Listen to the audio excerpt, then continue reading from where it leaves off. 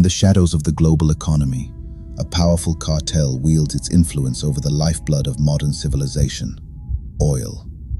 This is OPEC, the organization of the petroleum exporting countries, where decisions made behind closed doors ripple through the world's financial veins. To understand the present, we must look back to September 1960. In the historic city of Baghdad, 5 founding members in Iran, Iraq, Kuwait, Saudi Arabia, and Venezuela gathered with a singular revolutionary vision. At the time, the global oil market was dominated by an oligopoly known as the Seven Sisters, a group of multinational firms that dictated prices to suit their own interests.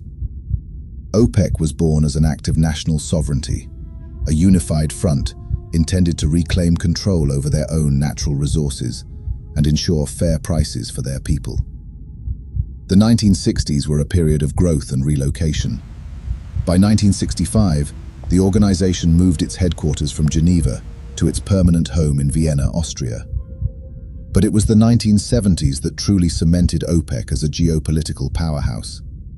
The 1973 Arab-Israeli War led to the first major oil shock, when an embargo sent prices leaping from less than $3 to over $10 a barrel. It was a moment of global panic, a realization that the prosperity of Western nations was inextricably linked to the decisions made in the Middle East. As the decades turned, the challenges shifted. The 1980s saw the devastating Iraq-Iran war, which threatened the very stability of the bloc. In response to extreme price volatility and internal cheating, OPEC introduced production quotas in 1983, a system designed to balance supply and demand that remains their primary weapon today. However, the system wasn't perfect. The 1986 price crash proved how fragile the market could be when supply outstripped demand. In the modern era, the landscape of energy has transformed. The rise of American shale oil in the 2010s threatened OPEC's dominance, leading to what many called a war on shale. In 2014, Saudi Arabia opened the taps to flood the market, causing prices to collapse in an attempt to drive higher-cost producers out of business.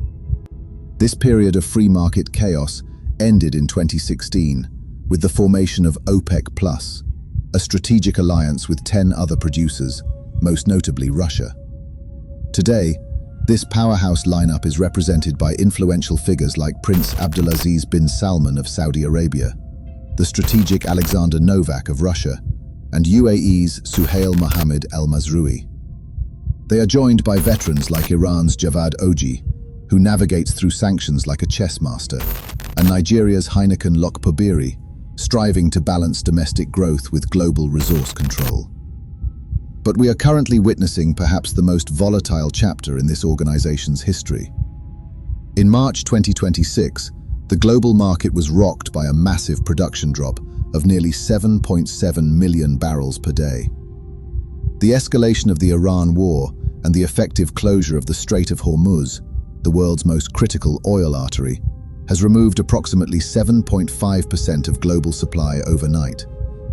This unprecedented disruption has sent prices soaring toward $100 a barrel, creating a level of scarcity not seen since the pandemic era.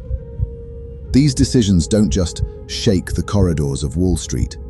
They send shockwaves through every corner of daily life, from the skyscrapers of New York, where markets react with every whisper from the cartel, to the fields of Middle America.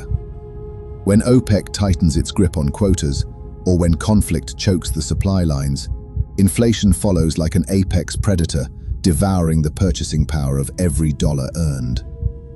Our farmers, the backbone of American sustenance, find themselves pawns in this global chess game. Every increase in fuel cost erodes their margins, echoing through to the food prices that end up on our dinner tables. As world leaders meet to negotiate, tensions rise. The stakes couldn't be higher. Energy, security, economic stability, and political influence all hang in this intricate balance. Now, however, with the historic news of the UAE leaving the cartel, this could drive oil prices down, given that the UAE has long lamented the production caps enforced by the cartel. Moreover, their exit could spell doom to the cartel's stranglehold on production quotas. We'll keep a close eye on this developing news. In the meantime, I am Alexander Winter, and you've been watching the Dark Underbelly of the world economy.